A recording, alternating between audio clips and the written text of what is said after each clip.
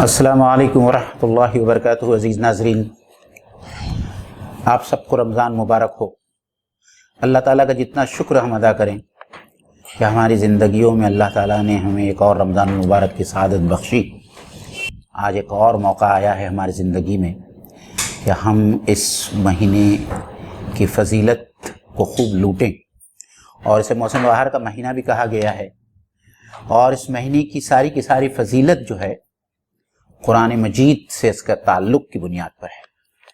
تو اس سے بہتر اور کیا ہو سکتا ہے کہ اس مہینے میں ہم زیادہ سے زیادہ قرآن مجید کو پڑھیں، سمجھیں اور اس پر غور و فکر کریں۔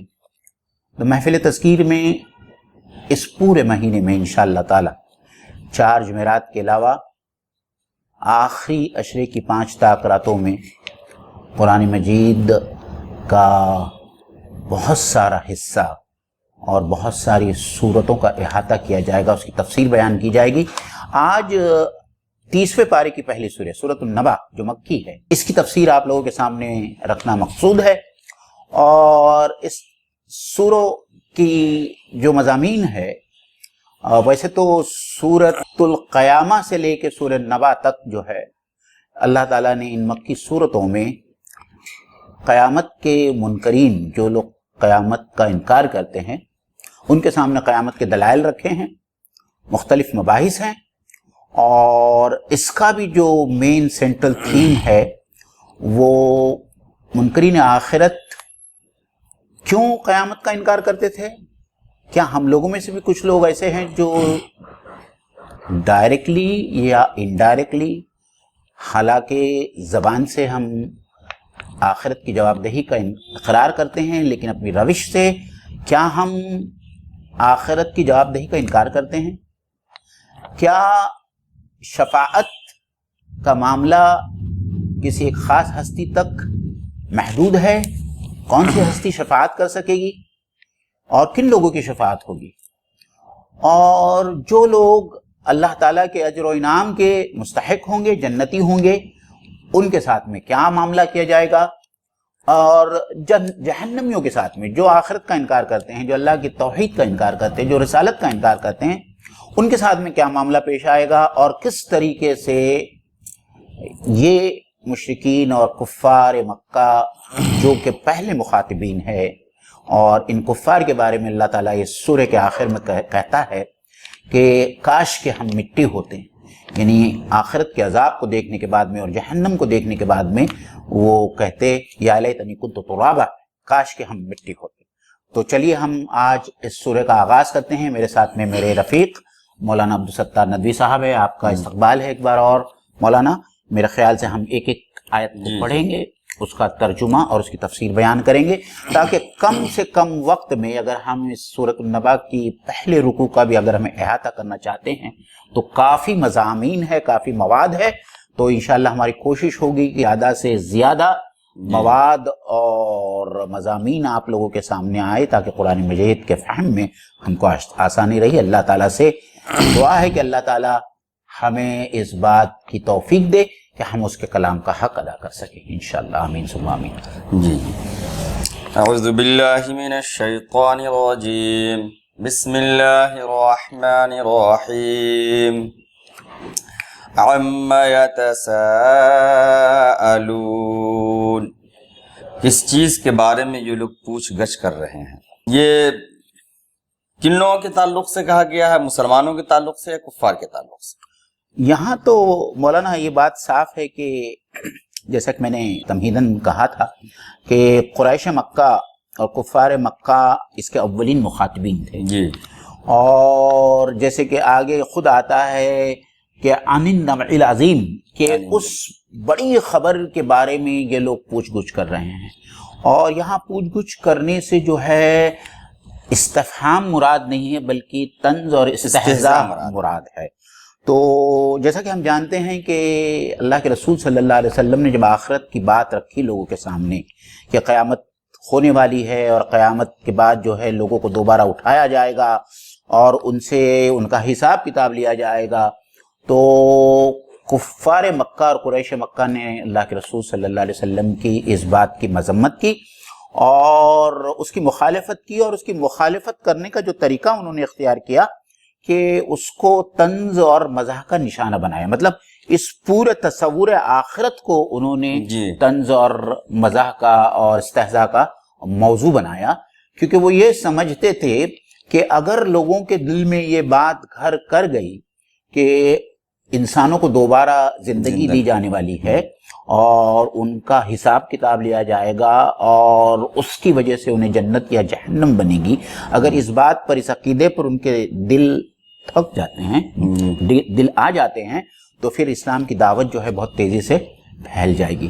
اور یہی وجہ ہے کہ وہ اس معاملے میں جو ہے آپس میں چیمی گوئیاں کرتے تھے، ایک دوسرے سے پوچھتے تھے۔ یہاں ام یتسالون میں جو ہے ناظرین سمجھیں کہ اس میں ان اور ما، ان دو الفاظ کو ملا کر جو ہے یہ ایک لفظ اما بنا ہے کہ یہ کس چیز کے بارے میں پوچھ گچھ کرتے ہیں۔ تمام مفسرین نے یہی لکھا جیسا کہ آپ نے بتایا کہ اس سے مراد کفار و مشرکین ہیں، اور کانسیپٹ وہی ہے کہ یہ لوگ جب بھی کوئی آیت نازل ہوتی تھی یا نبی پاک صلی اللہ علیہ وسلم ان کو آخرت کے بارے میں، قیامت کے بارے میں بتاتے تھے تو مذاق اڑاتے تھے، جیسے کہ بعض کفار کہا کرتے تھے کہ یہ کیسا جہنم ہے جس میں آگ بھی ہوگی اور پانی ہے۔ اسی طریقے سے جب نبی پاک صلی اللہ علیہ وسلم پہ آیت نازل ہوئی وعلیہا 19 اس پہ 19 فرشتے تعینات ہوں گے جہنم پہ، تب کچھ لوگوں نے کہا کہ 19 ہے تو کچھ کو تو میں دیکھ لوں گا، کچھ کو تم دیکھ لینا، یا 19 کو تو ہم ہی دیکھ لیں گے۔ اسی طریقے سے یہ سوال کیا کرتے تھے۔ البتہ ایک مفسر ایسے ہیں جنہوں نے یہ کہا ہے کہ اما یتسالون میں دونوں مراد ہیں، مسلمان بھی مراد ہیں اور کفار بھی مراد ہیں۔ مسلمان اپنے ایمان کے اضافے کے لیے آپس میں پوچھتے تھے کہ قیامت کا وقوع ہوگا، پھر کیسے ہوگا، سب ایمان کے اضافے کے لیے، اور کفار استہزاء کے لیے۔ لیکن زیادہ تر مفسرین نے وہی کہا جو آپ نے بتایا کہ یہاں پر اصلاً کفار آپس میں ایک دوسرے سے سوال کیا کرتے تھے اور مقصد استہزاء تھا۔ لفظ جو نبا یا عن النبا العظیم، ایک عظیم خبر کے بارے میں، تو نبا ہر خبر کے لیے نہیں عربک میں استعمال کرتے ہیں، ایک عظیم خبر کے لیے، اور پھر مزید اس میں تاکید کے لیے اللہ تعالیٰ نے عظیم لیا، یعنی نبا کی صفت جو ہے جی تو عن النبا العظیم۔ بعض مفسرین نے یہ بھی کہا ہے کہ وہ جواب نہیں ہے، جیسے سوال کیا گیا نا کس چیز کے بارے میں سوال کرتا ہے، تو کسی نے یہ کہا عن النبا العظیم، ایک عظیم خبر کے بارے میں سوال پوچھ گچھ کر رہے ہیں، اور کسی نے یہ بھی کہا کہ عن النبا العظیم، کیا یہ اس اہم خبر کے بارے میں سوال جواب کر رہے ہیں یا پوچھ گچھ کر رہے ہیں؟ تو دونوں مطلب ہو سکتے ہیں، لیکن میرے خیال سے اس کا اصل جو ہے وہ وہی ہے کہ اس اہم خبر یعنی قیامت یا آخرت کے بارے میں یہ لوگ چیمے گوئیاں کر رہے ہیں اور ایک دوسرے سے پوچھ رہے ہیں۔ مولانا اس موقع پر لوگوں کو یہ بتانا ضروری ہے کہ لفظ نبی جو ہے وہ اسی نبا سے بنا ہے، اور نبی کے معنی ہی یہ ہوتے ہیں کہ ایک ایسی ہستی جو اللہ تعالیٰ کی طرف سے لوگوں کو ایک اہم خبر یا اہم ترین خبریں جو ہے وحی کے ذریعے جو اس تک پہنچتی ہے وہ لوگوں تک پہنچائیں۔ لیکن نبی کا لفظ جو ہے وہ ایک شرعی اصطلاح ہے، وہ اس معنی میں نہیں لی جا سکتی کہ عام لوگوں کے خبر دینے کے لیے کتنی بھی اہم خبر ہو ہم اس کو نبی نہیں کہہ سکتے۔ شرعی اصطلاح میں نبی جو ہے صرف اس ہستی پر اس کا اطلاق ہوتا ہے جو اللہ تعالیٰ کی طرف سے نامزد کیا ہوا ہو اور جو اللہ تعالیٰ کے پیغامات بندوں تک پہنچائیں۔ البتہ یہ ہے کہ لفظ نبی جو ہے اسی سے مشتق ہے۔ جی صحیح۔ اس کے بعد الذی ہم فیہ مختلفون، جس کے تعلق سے وہ لوگ مختلف ہیں، یعنی اس سے مراد بھی قیامت ہی کے بارے میں ہے، یعنی لوگ دو حصوں میں بٹے ہوئے تھے۔ کفار میں سے بھی بعض لوگ شش و پنج میں تھے کہ کیا ایسا ہوگا کہ نہیں ہوگا، اور کچھ لوگ ایسا کہتے تھے کہ ممکن ہی نہیں کہ ایسا ہونا، جیسا کہ ابو جہل کے بارے میں ہے کہ اس نے وہ ایک رمیم لے لیا، رمیم یعنی وہ بوسیدہ ہڈی لے لیا، کہا یہ پھر دوبارہ زندہ کیا جائے گا، ممکن ہے۔ مختلفون وہی باتیں جو ہے مفسرین نے بیان کی ہے کہ دراصل میں وہ خود بھی کسی ایک بات کے اوپر متفق نہیں تھے آخرت کے بارے میں، ان کے درمیان ان کے دماغ میں بہت سارے سوالات تھے، اور ان میں سے کچھ لوگ کہتے تھے کہ ہو سکتا ہے یہ ممکن ہے، کچھ لوگ کہتے تھے کہ یہ ممکن ہی نہیں ہے، اور اس میں وہ بہت سارے دلائل لوگوں کے سامنے پیش کرتے تھے، جس میں سے آپ نے ایک ابو جہل کی دلیل پیش کی۔ دوسرے لوگ یہ بھی کہتے تھے کہ یہ بڑے بڑے اتنے سارے پہاڑ ہے، یہ پہاڑ کس طریقے سے غائب ہو جائیں گے اور کس طریقے سے چلائیں گے، جیسا کہ قرآن مجید میں جا بجا جو ہے مختلف قیامت سے متعلق جو احوال بیان کیے گئے ہیں، اور اس کے اوپر وہ سوالیہ نشان اٹھاتے تھے۔ اور ایک خاص بات ہم اس کی یاد رکھیں کہ اللہ تعالیٰ جو ہے ان کے اس انکار آخرت پر تعجب کا اظہار کر رہے ہیں کہ یہ کیسے ممکن ہے، کیونکہ پھر انہی کے سوال کا جو جواب اللہ تعالیٰ نے آگے کی آیتوں میں دیا ہے، اس میں اگر آپ دیکھیں گے تو یہ بات صاف طور پر سمجھ آتی ہے کہ اللہ تعالیٰ نے اپنی طاقت، اپنی قدرت، اپنی رحمت اور اپنی حکمت کے جو بہت سارے دلائل اور بہت سارے شواہد جو اس دنیا میں موجود ہے، اس کو بطور دلیل پیش کیا ہے کہ بڑی تعجب کی بات ہے کہ یہ سب دیکھنے کے بعد اور جاننے کے بعد بھی کچھ لوگ آخرت کا انکار کرتے ہیں۔ تو انشاءاللہ تعالی جب ہم ان آیتوں پر آئیں گے تو اس کو مزید ہم انشاءاللہ تعالی اس کو ایکسپلین کریں گے۔ کلا سیعلمون ثم کلا سیعلمون، ہرگز نہیں ان قریب وہ جان لیں گے، پھر ہرگز نہیں ان قریب وہ جان لیں گے۔ یہاں پر یہ شدت کو بیان کرنے کے لیے، یعنی قیامت کا وقوع اتنا حتمی ہے اور اس کے بعد اس میں یہ لوگ شک کر رہے ہیں، اس لیے شدت کو بیان کرنے کے لیے اللہ نے 2 مرتبہ یہ لفظ لایا۔ ہرگز ایسا نہیں ہونے والا ہے، بلکہ یہ لوگ جان لیں گے اور ان قریب یہ لوگ جان لیں گے۔ اس کو 2 بار لانے کا مفسرین نے یہ بھی کہا ہے کہ ایک بات تو یہ کہ مزید تاکید ہے، 2 بار تاکید کی ہے کہ ہرگز نہیں، یہ لوگ ضرور جان لیں گے اور بہت جلد جان لیں گے کہ جس قیامت کا اور جس آخرت کے حساب دہی کا یہ لوگ انکار کر رہے ہیں، یہ ہو کر وقوع پذیر ہو کر رہنے والی چیز ہے، ایک شدنی چیز ہے۔ تو 2 بار جو ہے تنبیہن جو ہے ان کو کہا جا رہا ہے۔ اور کچھ مفسرین نے یہ بھی کہا ہے کہ پہلی مرتبہ یہ ہے کہ اللہ تعالیٰ ان کو جو ان سے پہلے کی جو قومیں گزری ہیں اور ان کے اوپر جس طریقے سے عذاب نازل ہوا ہے، اللہ تعالیٰ اس عذاب سے ڈرا رہا ہے کہ اگر تم آخرت کا انکار کرو گے، رسالت کا انکار کرو گے، تو جو حال اور جو عذاب تم سے پہلے کی لوگوں پر اور قوموں پر آیا ہے وہی عذاب تم پر بھی نازل ہوگا۔ اور دوسری بار جو ہے اللہ تعالیٰ ان کو قیامت میں جو آخرت کا جو عذاب ہے اس سے ڈرا رہا ہے۔ بعض مفسرین نے اس طریقے سے اس کو تقسیم۔ اچھا، یہ جو لفظ آتا ہے عالم یعلمو کی میننگ آتی ہے جاننا، تو یعلمو فعل مضارع ہے اور اسی سے یعلمون بنا ہے۔ فعل مضارع پہ 2 سین آتے ہیں، ایک سوفا اور ایک سین۔ تو اگر سوفا آئے تو اس کا مطلب ہوتا ہے کہ مستقبل بعید میں یہ جان لیں گے، اور سین آئے تو مستقبل قریب میں یہ جان لیں گے۔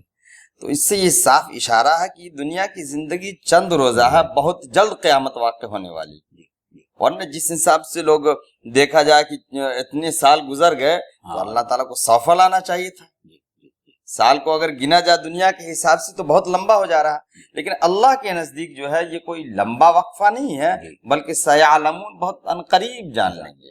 اور مولانا ایک مفسر نے ایک بہت اچھا نقطہ بیان کیا ہے جو میں شیئر کرنا چاہوں گا کہ اللہ تعالیٰ کو اس بات پر بھی تعجب ہے کہ ایک اتنا شدید واقعہ، مطلب جہنم کی آگ، جہنم کا عذاب، آخرت کی جواب دہی، یہ ایک ایسی چیز ہے کہ جس کے جاننے کے بعد میں ایک شعور رکھنے والے اور ایک عقل رکھنے والے انسان کو بہت ہی فکر مند ہو جانا چاہیے۔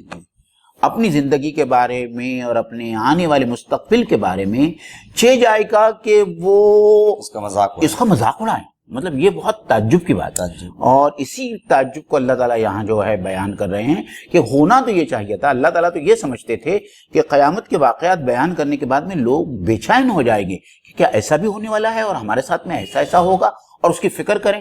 تو فکر کرنے کی بجائے جو ہے وہ ان تمام باتوں کا جو ہے وہ مذاق اڑا رہے تھے، استہزاء کر رہے تھے۔ تو یہ ایک بڑا عجیب نقطہ ہے جس کے بارے میں ہم سب کو سوچنا ہے۔ جیسا کہ آپ نے شروع میں کہا کہ قریش مکہ ہی اور آج کی دنیا کے کافر صرف اس کے ایڈریس ہی نہیں ہے، انہی سے نہیں خطاب کیا گیا ہے۔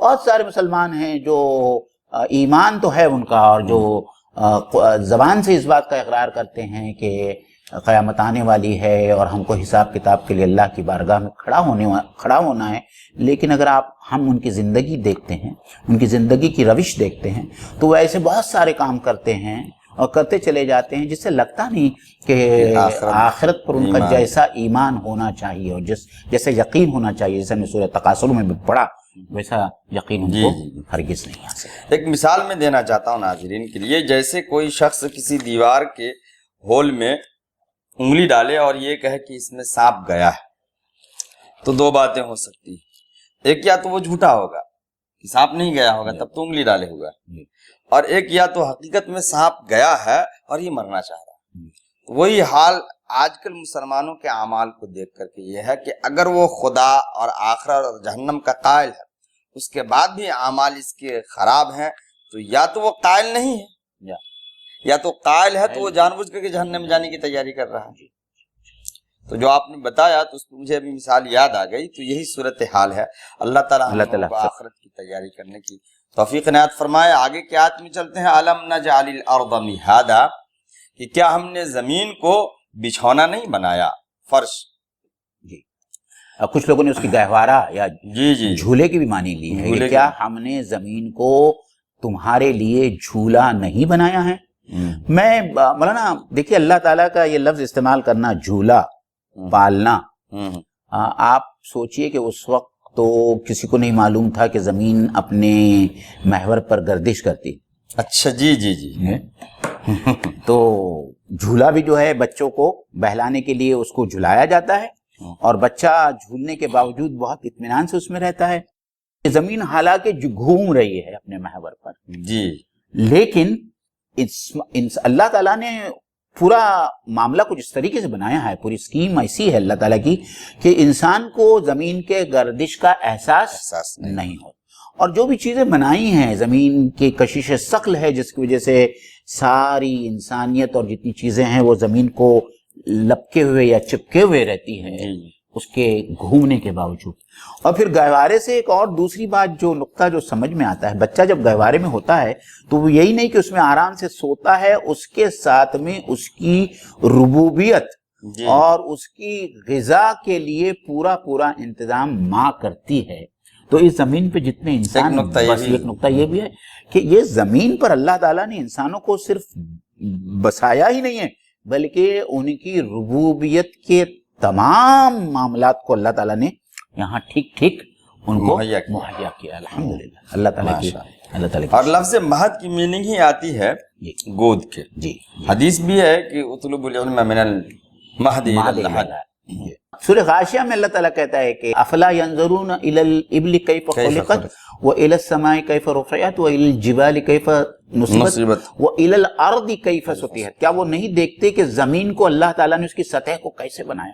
آدمی خالی اسی ایک آیت پر غور کرے تو آدمی اش کر اٹھے کہ ہر جگہ پتھر نہیں ہے، ہر جگہ ریت نہیں ہے، کہیں پتھر ہے، کہیں پتھریلی زمین ہے، کہیں نرم زمین ہے، کہیں بڑے بڑے چراگاہ ہیں، اور کہیں یہ زمین کو اس قابل بنایا گیا ہے کہ وہاں زراعت ہو سکتی ہے، کہیں زمین اس قابل ہی نہیں ہے کہ وہاں زراعت ہو سکتی ہے، کہیں زمین ایسی بنائی گئی ہے کہ جہاں جو ہے ہم اپنے یہ بنا سکتے ہیں، گھر بنا سکتے ہیں، چل سکتے ہیں۔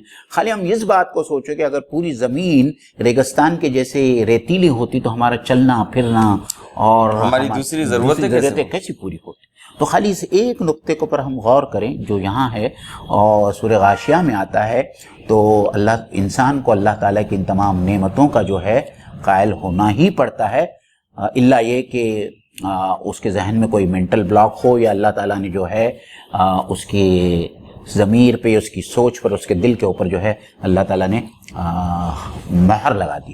چلیے آگے چلتے ہیں۔ والجبال اوتادا، اور پہاڑوں کو میخیں بنایا۔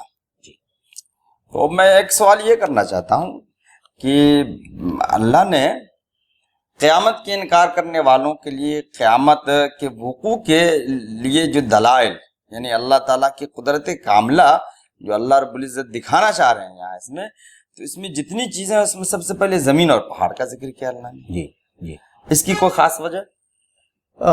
اس کی خاص وجہ تو میری یہی سمجھ میں آ رہی ہے کہ اگر خاص طور پر ہم ان کو دیکھیں، قریش مکہ کو دیکھیں جو اس کے اولین مخاطب ہے، تو وہ سب سے پہلے اپنے آپ کو جو اپنے ارد گرد دیکھتے تھے تو ان کو وہاں کی زمین اور وہاں کے بڑے بڑے پہاڑ جس کو نظر موٹر آتے سمجھتے تھے. جی جی. تو اسی لیے جو ہے، اور مفسرین نے یہ بھی لکھا ہے، جیسا کہ میں نے ابھی سورہ غاشیہ کی جو آیت پڑھی، اس میں اللہ تعالیٰ جو ہے سب سے پہلے ان کو اشارہ دیتا ہے اور ان سے کہتا ہے افلا ینظرون الی الابل. وہاں کسی دوسرے جانور کا اللہ تعالیٰ نے کی طرف اشارہ نہیں کیا. اللہ تعالیٰ نے ان کی توجہ مبذول کرائی اس جانور کے بارے میں جو دن رات ان کے سامنے اٹھتا بیٹھتا ہے، جو ان کی زندگیوں کا حصہ ہے. تو مفسرین نے اس سے ایک بات یہ بھی مراد لی ہے کہ اللہ تعالیٰ دراصل میں دعوت دینے کا سلیقہ بھی جو ہے ہم کو سمجھا رہا ہے کہ مدعو کے ذہنی حالت اور ان کا جو انٹلیکچول لیول ہے اور وہ جن حالات کے اندر سے گزر رہے ہیں، ان حالات اور ان کے ذہنی سطح کو خیال میں رکھتے ہوئے دعوت کو اس انداز میں پیش کرنا. جی. اللہ تعالیٰ نے ہاتھی کا نہیں ذکر کیا، بندر کا نہیں کیا. شیر ان کے نزدیک بہت زیادہ پیارا تھا عربوں کے نزدیک، لیکن اللہ تعالیٰ نے جو ہے سب سے پہلے اونٹ کا بیان کیا. اسی طریقے سے یہاں احد تھا وہاں ان کے سامنے، اور دوسرے بہت بڑے بڑے پہاڑ تھے، تو اللہ تعالیٰ نے یہاں پہاڑوں کا اور زمین کا سب سے پہلے ذکر کیا. یعنی یہ چیزیں ہیں، یہ چیزیں زمین اور پہاڑ بغیر نمونے کا اللہ نے جب بنا دیا جی تو پھر ان کو مٹانا کیا ہے؟ آسان. بہت آسان ہے اس کے لیے. جی مولانا، ایک بات میں تھوڑی سی اس میں آگے دیکھیے، یہ قرآن مجید کی کچھ معجزات والی جو آیت ہے اس کے اندر یہ ایک آیت ہے جی، والجبال اوتادا، میخیں بنائے. 1500 سال پہلے کسی کو یہ معلوم نہیں تھا کہ پہاڑ جتنا اوپر نظر آتا ہے اس سے زیادہ پہاڑ کا روٹ زمین کے اندر دھسا ہوا ہوتا ہے. میں انشاءاللہ تعالیٰ وہ تصویر بتانے کی کوشش کروں گا کہ جو پہاڑ اوپر جتنا نظر آتا ہے اس سے کہیں زیادہ حصہ اس پہاڑ کا زمین کے اندر جو ہے گاڑا ہوا ہوتا ہے، جس طریقے سے کیل ٹھوک دی جاتی ہے. اور یہ اس لیے ہوتا ہے کہ اللہ تعالیٰ نہ صرف پہاڑ کو مضبوطی عطا کرتے ہیں، بلکہ اس کی وجہ سے جو ہے سطح زمین ہوتی ہے، اللہ تعالیٰ اس کو بھی استقامت اور اس کو مضبوطی دیتے ہیں. اگر یہ پہاڑ نہیں ہوتے تو زمین کی یہ تہ بار بار جو ہے تہ بالا ہو جاتی، اور اس میں زلزلوں سے جو ہے پوری زمین جو ہے وہ پاش پاش ہو جاتی. اور یہ بات 1400 سال پہلے کسی کو بھی نہیں معلوم تھی. یہ آج 1400 سال بعد میں جو ہے، جو آرکیولوجسٹ ہے اور جو لوگ اس علم کے ماہرین ہیں، انہوں نے جب پہاڑ کا مطالعہ کیا تو ان کو سمجھ میں آیا کہ واقعی میں ہر پہاڑ ایک میخ کی طرح، کیل کی طرح ٹھوک دیا گیا ہے، گڑا ہوا ہے. تو ہم انشاءاللہ تعالیٰ تو یہ خود بذات خود جو ہے قرآن مجید کا ایک معجزہ ہے جو اللہ تعالیٰ نے آج سے 1400 سال پہلے انسانوں کے سامنے یہ بات رکھی. چلیے، یعنی پہاڑ جو ہے زمین کے لیے گویا ایک کیل کی حیثیت سے ہے، اور اس کا ذکر دوسری جگہوں میں بھی آیا ہے. لیکن جو آپ نے بتایا کہ سائنٹسٹ کو، یعنی لوگوں کو اب پتا چلا کہ جتنا حصہ اوپر ہے اس سے کہیں زیادہ نیچے ہے. وَخَلَقْنَاكُمْ أَزْوَاجًا، اور ہم نے تمہیں جوڑے میں پیدا کیا. اب انسانوں کی طرف اشارہ ہے کہ ہماری خلقت کی طرف کی ہمیں اللہ نے جوڑے میں پیدا کیا. انسان اپنی دوسری جنس سے جو ہے کچھ مختلف جی، اور جو اختلاف اس کے اندر ہے وہ کمی دوسرا جوڑا پوری کرتا جی، ایک دوسرے کو کمپلیمنٹ کرتے ہیں. جی جی جی جی. مطلب مرد کے بغیر عورت اور عورت کے بغیر مرد کی زندگی پوری نہیں ہو سکتی، اور نہ ہی اس کو سکون مل سکتا ہے. جی. تو جنت جیسی جگہ پہ جب اللہ تعالیٰ نے یہ چاہا کہ حضرت آدم علیہ السلام کو سکون کے لیے اور ان کو ایک ایسا ساتھی چاہیے جس کو ہم یہ کہتے ہیں، کمپینین کہتے ہیں، تو اللہ تعالیٰ مطلب جنت میں بھی انسان اپنے ساتھی کے بغیر نہیں رہ سکتا. تو دنیا میں اپنے ساتھی کے بغیر کیسے رہ سکتا؟ یہاں تو اور دوسری ضرورتیں بھی ہیں، اور یہاں تو دوسری ضرورتیں بھی ہیں، وہاں تو تمام ضرورت اوپر سے پوری ہوتی ہیں. جی. اور مولانا یہاں ایک بہت اہم نقطہ ہے، دیکھیے، اور وہ نقطہ یہ ہے کہ اس میں اللہ تعالیٰ نے یہاں بیان نہیں کیا، لیکن دوسری جگہ پہ جیسے سورہ روم کے اندر آتا ہے کہ وَمِنْ آیَاتِهِ أَنْ خَلَقَ لَكُمْ مِنْ أَنفُسِكُمْ أَزْوَاجًا لِتَسْكُنُوا إِلَيْهَا. جی، لِتَسْكُنُوا إِلَيْهَا، کہ ہم نے تمہارے ہی اپنے جنس میں سے تمہارے لیے جوڑے بنائے ہیں تاکہ تم ان کے ذریعے تسکین حاصل کرو. تو یہ جو جسمانی تسکین ہے جو ہم کو عورت کو مرد سے اور مرد کو عورت سے حاصل ہوتی ہے، یہ تسکین اسی وقت ممکن ہے، اور اسی لیے اللہ تعالیٰ نے پھر اس سے اللہ تعالیٰ کا جو مصلحت اور اللہ تعالیٰ کی حکمتیں ہیں وہ یہ ہے کہ اللہ تعالیٰ افزائش نسل اس سے باقی رکھتا ہے، وہ ایک اپنی جگہ پر ہے، لیکن اس سے جو مرد کو عورت کو اور عورت سے جو مرد کو تسکین ہوتی ہے، جس کا ذکر سورہ روم میں اللہ نے فرمایا ہے، اور اسے اللہ تعالیٰ نے اپنی آیتوں میں سے بتایا ہے کہ یہ ایک نشانیوں میں سے، میری ایک نشانیوں میں سے، اور ایک کتنی عجیب بات ہے مولانا کہ لوگ اس کے اوپر غور کریں۔ دنیا کے کسی حصے میں کسی وقت آپ دیکھ لیں عورت اور مرد کا تناسب آبادی میں ہمیشہ برابر رہا ہے۔ کیسے ممکن ہے؟ یہ اتفاق ہو سکتا ہے؟ اتفاق ہے، وہ ہوگا ہی نہیں، یہ ضرور اتفاق کوئی خالق ہے کہ ہر جگہ ہر علاقے میں جو ہے مرد اور عورتوں کا آبادی میں تناسب ایسا ہو کہ جتنی عورتیں ہیں ان کے لیے اتنے مرد شادی کے لیے زوج موجود ہوں۔ یہ اتفاقاً ایسا ہو ہی نہیں سکتا۔ یہ اس بات پر اگر ہم غور کریں تو صرف اس بات پر غور کرنے کے بعد میں انسان کو اس بات کا قائل ہونا پڑے گا کہ یہ دنیا کا بنانے والا کوئی ہے، اس دنیا کا چلانے والا کوئی ہے، اور کلی طور پر مکمل طور پر اس کو اس کے اوپر قدرت حاصل ہے، اس کے بغیر جو ہے ایسا ہونا اتفاقاً ممکن نہیں۔ اچھا، یہاں اللہ نے تو صرف انسانوں کے لیے ہم لوگ خطاب کر کے کہا کہ ازواجہ، یہ تمہارے جوڑے پیدا کیے، حالانکہ دوسری آیتوں میں ہے کہ تمام چیز کے جوڑے اللہ نے پیدا کیے۔ وَجَعَلْنَا نَوْمَكُمْ سُبَاتًا، اور تمہاری نیند کو تمہارے لیے راحت کا باعث بنایا۔ لفظ سبات کی میننگ، سباتہ کی میننگ آتی ہے کاٹنا، یعنی یہ نوم جو ہے، نیند ہماری تمام حرکتوں کو، تگ و دو کو، اور دن کی جو کوششیں ہوتی ہے تمام کو ختم کر کے ایک سکون بخشتی ہے۔ اس لیے اللہ نے کہا کہ تمہاری نیند جو ہے تمہارے لیے راحت کا باعث ہے۔ نیند کے بارے میں یہ جاننا بہت ضروری ہے کہ یہ اللہ تعالیٰ کی طرف سے ایک ایسا فطری نظام ہے کہ انسان کا جو بایولوجیکل وجود ہے وہ دن بھر کام کرنے کی وجہ سے اس کی پوری انرجی، مطلب سائنس بھی آج اس بات کو اس سے اتفاق کرتی ہے کہ ہم دن بھر جو ہمارے جسم کے جتنے اعضاء ہیں وہ کام کرتے ہیں، اور اس کام کرنے کی وجہ سے جو ہے اس کی پوری انرجی جو ہے وہ ختم ہو جاتی ہے۔ تو اس نیند کے ذریعے جو انرجی کا واپس جو یہ ہوتا ہے، پیدا ہوتی ہے، جس کو ہم کہتے ہیں کہ یہ انرجی سائیکل ہے، اور یہ ریسیٹ ہوتی ہے۔ مطلب جب آدمی سوتا ہے، دیکھیے آدمی کتنا بھی کوشش کرے کہ اس کو نیند نہ آئے، لیکن یہ اس کے لیے ممکن نہیں ہے۔ انسان دار کے اوپر بھی سوتا ہے کہ انسان اگر پھانسی کے پھنے پہ بھی لٹکایا جانے والا ہو اور اگر وہ تھک گیا ہو تو اس کو نیند آنا لازمی ہے۔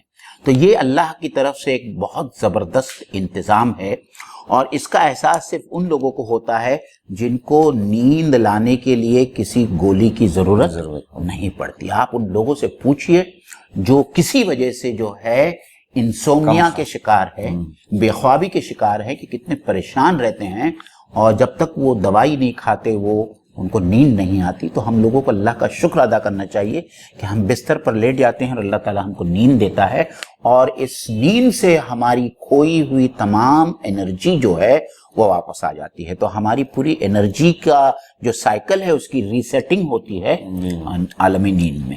نیند اللہ کی بہت بڑی نعمت ہے، اور پھر اس میں ایک اللہ کی حکمت یہ بھی ہے کہ ایک ساتھ رات کا آنا اور ایک ساتھ دن کا آنا سب کے لیے، انسانوں کے لیے، جانوروں کے لیے، سب کے لیے، تو گویا کہ سب لوگ ایک ساتھ سوتے ہیں، سب لوگ ایک ساتھ جاگتے ہیں۔ اگر نیند کا سسٹم اللہ رکھتے نعمت کی حیثیت سے، لیکن رات کے ساتھ نہیں رکھتے تو کوئی کبھی سوتا، کوئی کبھی جاگتا، تو پھر وہ سکون نہیں مل پاتا۔ اسی لیے اللہ نے اس کو ساتھ میں رات بھی بنایا سونے کے لیے، اور نیند کو بھی جو ہے سکون کا باعث بنایا۔ مولانا ایک دوسری بات آپ دیکھیں اس پہ، اور اللہ تعالیٰ کہتا ہے وَجَعَلْنَا اللَّيْلَ لِبَاسًا، اور ہم نے بنایا رات کو لباس۔ تو لباس سے مراد یہ بھی ہے کہ وہ پردہ پوشی کرتی ہے، اور یہ بھی ہے کہ دن کے اجالے کو ڈھانک کر جو ہے اندھیرا ہو جاتا ہے، اور یہ اندھیرا جو ہے رات میں سونے کے لیے بہت ضروری ہے۔ جی ابھی سائنٹیفک حساب سے تو بہت ساری چیزیں آ رہی ہیں۔ جی تو ایک تو یہ ہے کہ اللہ تعالیٰ نے جو لوگ بایولوجی پڑھتے ہیں اور بایو کیمسٹری پڑھتے ہیں وہ جانتے ہیں کہ ہمارے جسم میں ایک ہارمون ہوتا ہے جس کو کہتے ہیں میلاٹونین، اور یہ میلاٹونین کے بارے میں یہ آتا ہے کہ اس کو کہتے ہیں ہارمون آف دا ڈارکنیس. جی. پینیل گلینڈ سے یہ ہارمون صرف رات کے اندھیرا ہونے کے بعد میں ہی نکلتا ہے اور جسم میں پھیلتا ہے اور اس سے آدمی کو نیند آتی ہے. تو اس لیے سائنٹسٹ یہ بھی کہتے ہیں کہ نیند کے لیے اندھیرے کا، رات کے اندھیرے کا ہونا بہت ضروری ہے. رات میں جو نیند ملتی ہے اس میلاٹونین کی وجہ سے، اس نیند کا دین کی نیند سے کہیں بھی مقابلہ نہیں کیا جا سکتا. اس کا مطلب یہ ہے کہ جو لوگ راتوں کو 1-2 بجے رات تک جگے رہتے ہیں، یوں ہی موبائل پہ ہو یا دوسری چیزوں پہ، جی بہت اچھا پوائنٹ لایا آپ نے، اور دن میں 10-11-12 بجے تک سوتے ہیں، جی تو گویا کہ یہ جو فطرت کا قانون ہے اس کے خلاف کر رہے ہیں. فطرت کا سائیکل جو ہے پورا ڈسٹرب ہو جاتا ہے، جی، جس کی وجہ سے بہت ساری بیماریوں کی شکار ہوتے ہیں. یہی وجہ ہے کہ ہم سے پہلے، آج سے 25 سال 50 سال پہلے جو لوگ دیہاتوں میں رہا کرتے تھے تو غذائیں تو جو کھیت میں ہوتی تھی وہی کھاتے تھے، لیکن ماشاءاللہ صحت مند رہا کرتے تھے. ابھی جو شہروں کا سسٹم ہے وہ بہت ہی غلط ہے. یہ بچے لڑکے 2 بجے رات تک موبائل پہ بزی رہتے ہیں اور دن میں 12 بجے تک سوتے ہیں. اللہ ہم لوگوں کو جو ہے صحیح راستے پر چلنے کی توفیق عنایت کرے. آگے ہم چلتے ہیں. جعلنا النہار معاشا، اور دن کو روزی کمانے کے لیے بنایا. معاش ذریعے معاش حاصل کرنے کے لیے اللہ نے دن بنایا. اس میں صرف اتنا ہی کہنا ہے کہ دیکھیے، ہم سوچے کہ کیا ہم جو تمام کام دن میں کرتے ہیں، کیا رات کے اندھیرے میں وہ تمام کام کر سکتے تھے؟ نہیں کر سکتے. تو ہمارے معاش کے لیے تگ و دو، ہمارا آفیسز جانا، بزنس کرنا، اسکول جانا، یہ سب جو ہے اس کے لیے دن کی روشنی بہت ہی ضروری ہے. اور اس کے لیے اللہ تعالیٰ نے جو ہے دن کی روشنی کو بنایا تاکہ ہم یہ تمام ہماری زندگی کی ضرورتوں کو پورا کر سکیں. مولانا دیکھیے کتنی خوبصورت بات اللہ تعالیٰ نے سورہ قصص میں بیان کی. اللہ تعالیٰ سورہ قصص میں کہتا ہے کہ اگر میں قیامت تک کے لیے دن کی روشنی کو برقرار رکھتا تو کون سا خدا تمہیں رات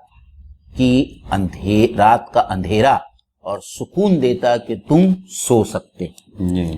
اور اس کے بعد میں دوسرا سوال یہ ہے کہ اگر میں قیامت تک صرف رات کا اندھیرا رکھتا تو کون سا خدا تمہیں روشنی دیتا جس کے اندر تم اپنا معاش تلاش کرتے. یعنی یہ اللہ تعالیٰ کی مصلحتیں ہیں، اور جس کی طرف اللہ تعالیٰ اپنی حکمتوں کی اور مصلحتوں کی طرف انسان سے بار بار ان کی توجہ وہاں مبذول کرانا چاہتا ہے، اور بار بار پوچھتا ہے کہ اس کے باوجود تم یہ سمجھتے ہو کہ ہم نے تم کو بس ایسے ہی بنا لیا ہے، یا زندگی کا تمہاری تخلیق کا کوئی مقصد نہیں ہے، اور ہماری قدرت کاملہ سے تم انکار کرتے ہو کہ ہم مردوں کو دوبارہ پیدا نہیں کر سکتے.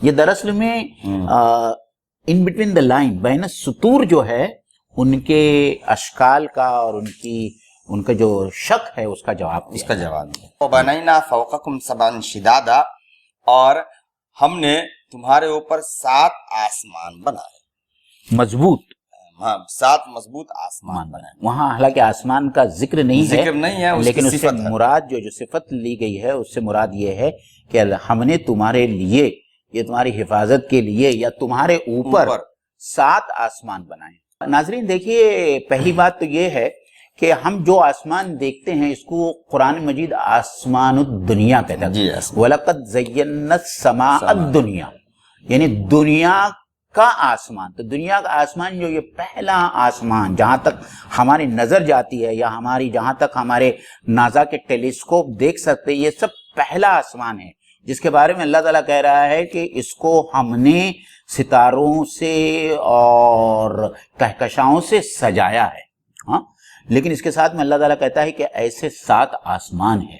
تو عزیز ناظرین، آپ، میں، ہماری عقلیں، ہمارے جتنے وسائل ہیں، جتنے ریسورسز ہیں، ہماری سائنس جو ہے وہ ختم ہو جاتی ہے. پہلے آسمان تک بھی جو ہے اس کا پورا جو ہے مشاہدہ نہیں کر سکتی، یا وہاں پہلے آسمان کی حقیقت تک بھی ہم نہیں پہنچ سکتے.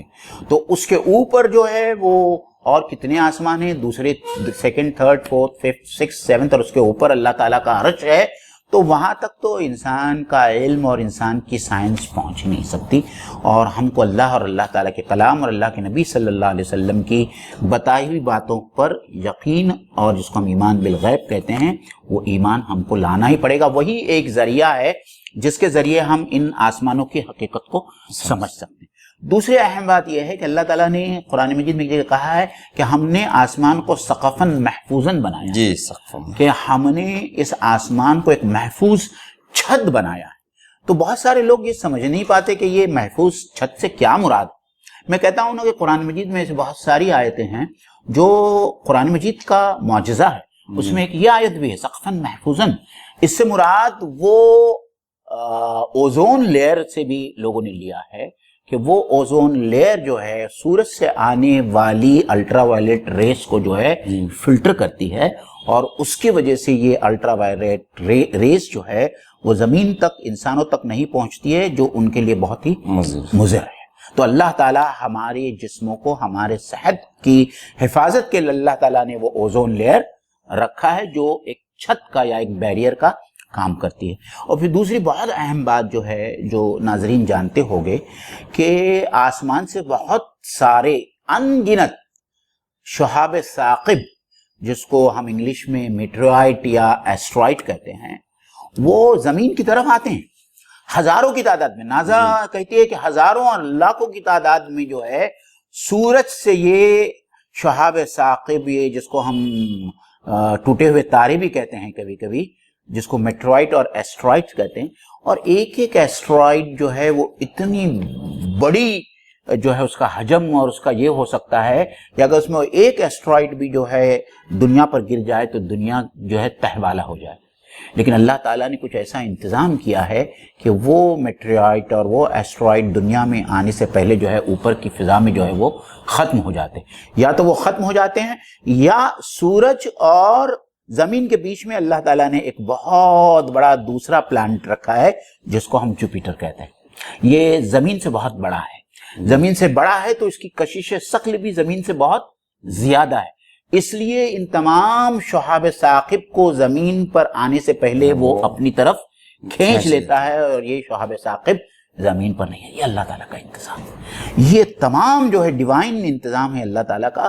ہم اس کے اوپر سوچے تو ہم یہ سوچنے پر مجبور ہوں گے یا یہ سمجھنے پر مجبور ہوں گے کہ یہ الٹپ نظام جو ہے وہ نہیں چل رہا ہے، بلکہ اللہ تعالیٰ نے بہت ہی اپنی رحمتوں سے اور اس کی حکمتوں سے اس پورے نظام کو بنایا۔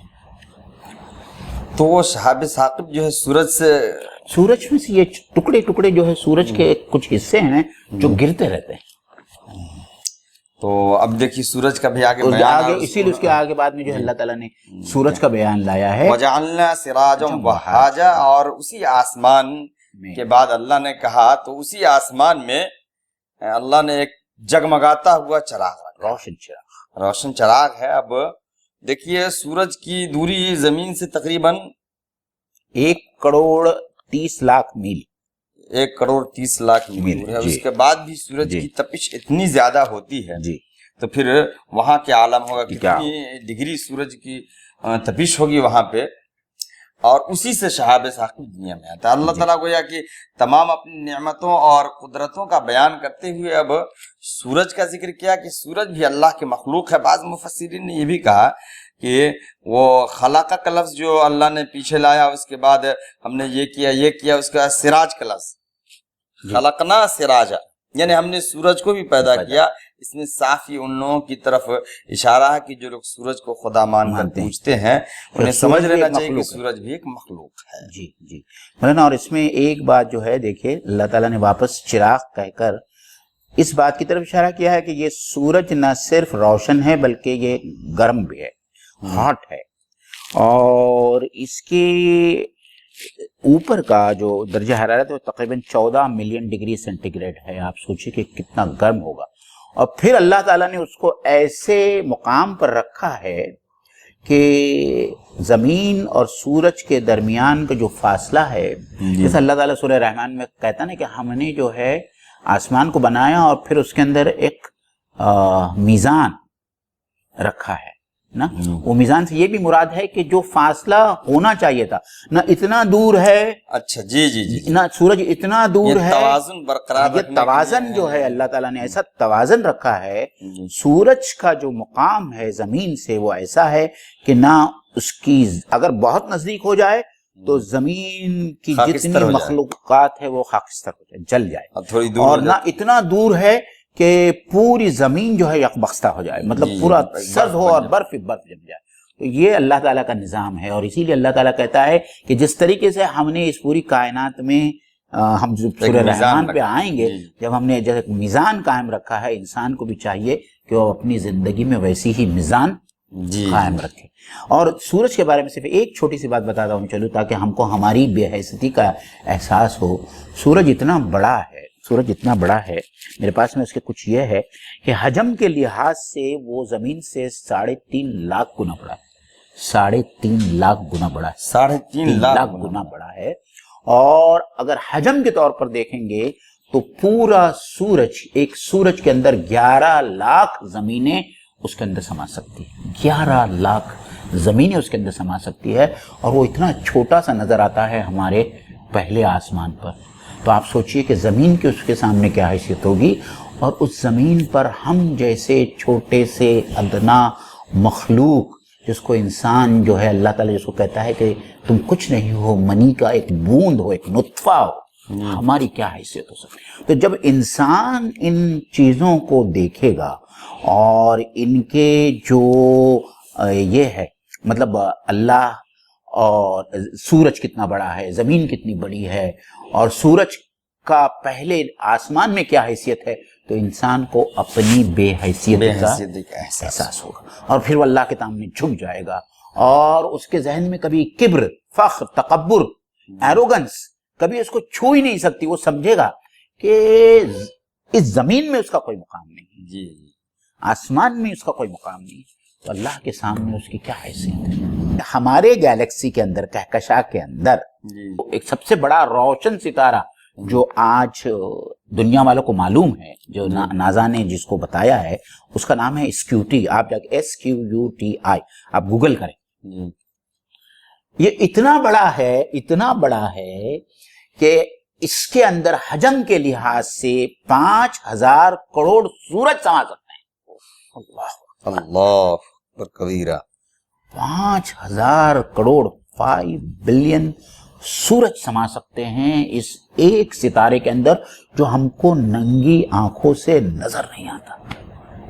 اچھا ایک بات اور مجھے ابھی فوراً سمجھ میں آئی کہ یہ سب چیز نہ قرآن میں ہے نہ حدیث میں ہے, صرف اللہ نے اپنی قدرت کو بتایا ان چیزوں کو دکھا کر کے جو ہم نظر سے دیکھ رہے ہیں, جو نہیں دیکھ سکتے ہیں, اور جو نہیں دیکھ سکتے ہم نظر سے, اس کو سائنس نے ڈسکور کیا.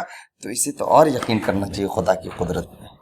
اس کتاب کو پڑھنے کے بعد انما یخشی اللہ من عباد العلماء, کہ اللہ سے وہی لوگ زیادہ ڈرتے ہیں جو علم والے ہیں, صاحب علم ہے. تو جتنا آپ کا علم بڑھے گا اتنا زیادہ اللہ تعالیٰ ہدایت کی توفیق دے سب کو. اللہ تعالیٰ کا ڈر, اللہ تعالیٰ کا تقوی انسان اختیار کرنے لگے. وَأَنزَلْنَا مِنَ الْمُعْصِرَاتِ مَاءً ثَجَّاجًا, اور ہم نے بادلوں سے زور کا بارش برسایا. مطلب معصرات سے مراد کیا ہے؟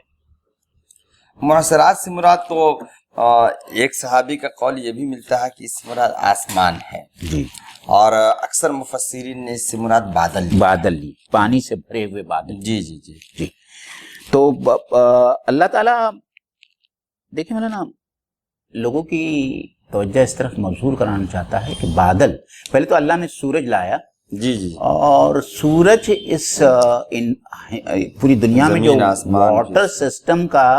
واٹر سسٹم اللہ تعالیٰ نے اسٹیبلش کیا ہے, اس کا ایک بنیادی رکن ہے سورج, کیونکہ اس کی تپش کی وجہ سے سمندر کا پانی ابخرات اور ویبس بن کے اوپر اٹھتا ہے, اور پھر اس سے بادلوں کی تشکیل ہوتی ہے.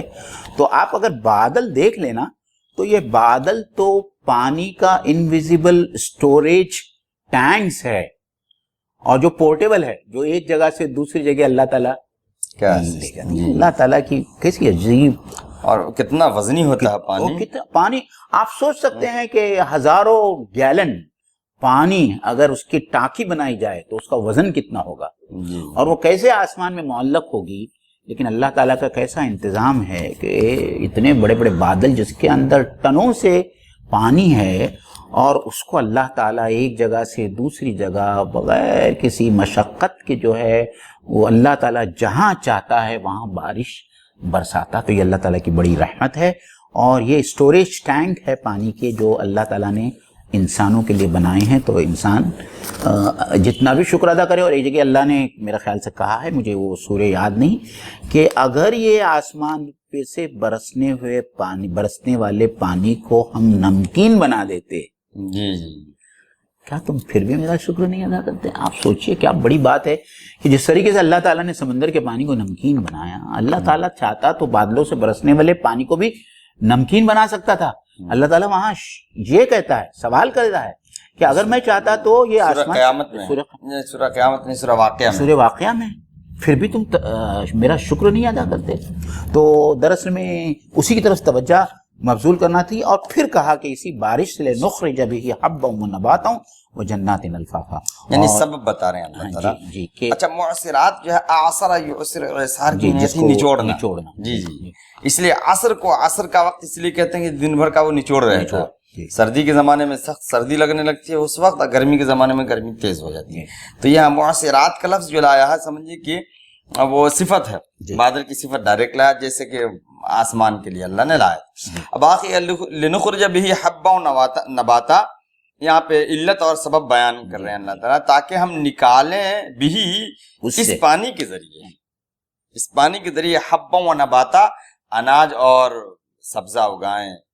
یعنی اس کے بارش کے برسانے کا ایک سبب یہ بھی ہے. جی، وجنات الفافا، اور گھنے باغ، اور گھنے باغ. مطلب بعض جگہ تو جیسے خط استوا کے علاقے میں وہاں کے جو جنگلات ہیں وہ اتنے گھنے ہیں مولانا کہ جو سیاح ہوتے ہیں، جو سائنٹسٹ ہے، وہ کہتے ہیں کہ جہاں سورج کی روشنی نیچے پینیٹریٹ نہیں کر پاتی، اتنے گھنے جنگلات ہیں. اور ایسے بھی کچھ علاقے ہیں دنیا کے اندر کہ جہاں شاید لوگ خیال کرتے ہیں کہ ابھی تک انسان کا قدم وہاں نہیں پڑا. تو یہ سب اللہ تعالیٰ کے کارنامے، اس کی جو ہے اس کی قدرت کے یہ جو نمایاں پہلو ہے. اور اس کے بعد میں اللہ تعالیٰ پھر کہتا ہے کہ ان یوم الفصل کان مفعولا، یعنی اللہ تعالیٰ ان تمام شہادتوں کو انسان کے سامنے پیش کرتا ہے، کہتا ہے کہ کیا اب بھی تم میری طاقت، میری قدرت کے منکر ہو؟ کیا تم کو یہ سمجھ میں نہیں آ رہا ہے کہ یہ تمام چیزیں جو میں نے بنائی ہے اس کے پیچھے ایک حکمت ہے؟ اور پھر انسان جو سب سے زیادہ یا سب سے، جس کو اللہ تعالیٰ نے خود اشرف المخلوقات کہا ہے، تمام مخلوقات میں جو اشرف ہے، اگر یہ ساری دنیا اور یہ ساری دنیا کا یہ جو مشین ہے اور یہ جو سسٹم چل رہا ہے آفاق اور انفس کا، اس کے اندر کوئی حکمت کار فرما ہے کہ ہر چیز میں حکمت کار فرما ہے، سورج کے اندر، سورج کہاں واقع ہوا ہے، بارش کے اندر، تو پھر کیسے ممکن ہے کہ اللہ تعالیٰ نے انسان کو کسی مقصد کے بغیر پیدا کیا ہوگا؟ یہ جو ہے بین السطور اللہ تعالیٰ، ان بٹوین دا لائن جو ہے، اللہ تعالیٰ تمام انسانوں کو کہہ رہا ہے کہ تم کو اس کے بارے میں سوچنا چاہیے. جس طریقے سے یہ تمام چیزیں ہو رہی ہیں، اسی طریقے سے اللہ تعالیٰ ببانگ دہل کر رہے کہ ان یوم الفصل کان مفعولا، کہ بے شک فیصلے کا دن مقرر ہے. ایک دن مقرر ہے جس دن فیصلہ کیا جائے گا، قیامت ہوگی، اس کے بعد میں اللہ تعالیٰ کی عدالت بپا ہوگی، اور تمام انسانوں کو جو وہاں حاضر ہونا ہوگا اور ان کے اعمال کی جو ہے حساب جواب کریں. اس میں جو النبأ العظیم میں جو کئی اقوال ہیں، ہم لوگوں نے صرف وہاں اس وقت لیا تھا قیامت.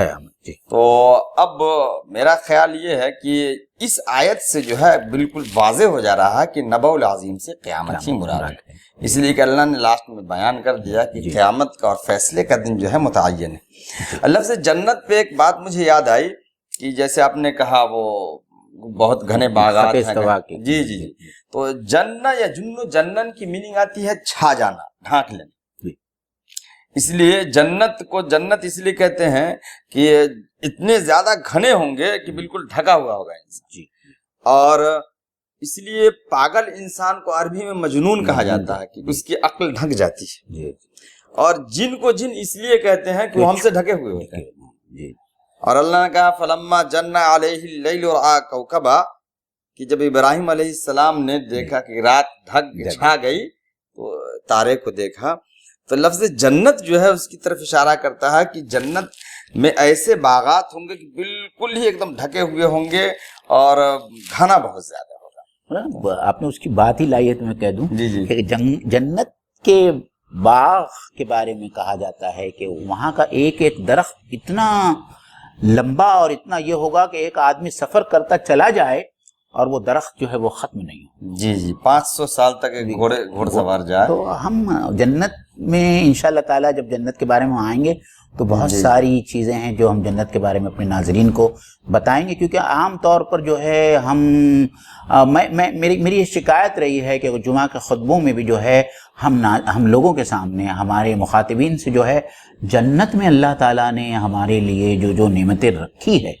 اور جو بار بار اللہ تعالیٰ قرآن مجید میں پیش کرتا ہے جہنم اور جنت کے نعمتوں کے بارے میں، ہم کو چاہیے کہ ہم مسلمانوں کو، ایمان والوں کو اس جنت کی رغبت دلائیں تاکہ وہاں جانے کے لیے وہ خود ان کے دل میں وہ داعیات تیار ہو، پیدا ہو کہ ایسی زبردست جنت ہے کہ وہ ایک صحابی رسول کھجور کھا رہے تھے، انہوں نے کہا کہ کیا میں شہید ہو جاؤں گا تو میں جنت میں جاؤں گا؟ تو انہوں نے اللہ کے رسول صلی اللہ علیہ وسلم نے کہا کہ بالکل، تو انہوں نے کھجور کو وہیں پھینک دیا۔ یہ سورہ بدر، میرے خیال سے جنگ بدر کا واقعہ ہے، اور کود پڑے اور وہ شہید ہو گئے۔ مطلب جنت میں جانے کے لیے انہوں نے ایک منٹ بھی جو ہے ضائع کرنے مناسب، اور حدیث میں آتا ہے کہ وہ شہید بھی اور وہ شہید۔ تو عزیز ناظرین، میرے خیال سے اب وقت ہوا چاہتا ہے انشاءاللہ تعالی اس کے بعد کی نشست میں جو اگلے جمعرات کو ہوگی 10:30 بجے جو ہے رمضان کی مناسبت سے جو ہے ہمارا محفل تذکیر ہر جمعرات کو رمضان میں 10:30 بجے ہوا کرے گا۔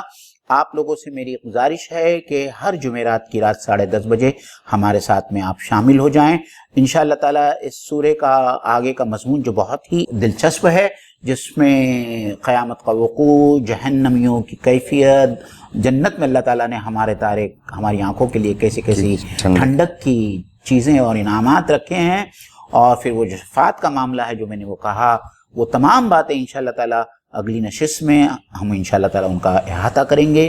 اس رمضان المبارک میں ہمیں بھی اپنی دعاؤں میں یاد رکھیں اور ہمارے چینل کو زیادہ سے زیادہ پروموٹ کریں، اور رمضان میں اس سے بہتر اور کوئی کام نہیں ہو سکتا کہ ہم روزوں کے علاوہ جو ہے اللہ کے کلام کو سمجھنے کی اور اس پر غور و فکر کرنے کی کوشش کریں، کیونکہ یہی وہ کلام ہے، یہی وہ کتاب ہے جس کی وجہ سے شہر رمضان کی تمام تر فضیلت وابستہ ہے۔